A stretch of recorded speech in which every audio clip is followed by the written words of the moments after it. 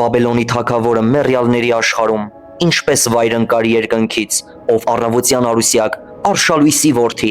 գետնին տապալվեցիր, դու, որ ստորացնում էիր ազգերին, ինքդ ասում էիր քո սրտում, երկինք կելնեմ, իմ գահը կդնեմ Աստծու աստղերից էլ վեր, կնստեմ աստվածների ժողովի լեռան վրա, հյուսիսային ծայրամասում, կբարձրանամ ամպերի գագաթին, կնմանվեմ ամենաբարձրյալին, բայց մեռելների աշխարհ են իջեցրել քեզ, գբի խորխորատները, քեզ տեսնողները իրենց աչքերը պիտի սևեռեն քեզ վրա, պիտի մտածեն ու ասեն. սա է այն մարդը, որ սարսեցնում էր երկիրը, դողացնում թագավորությունները, անապատի էր վերածում աշխարհը, կործանում էր նրա քաղաքները,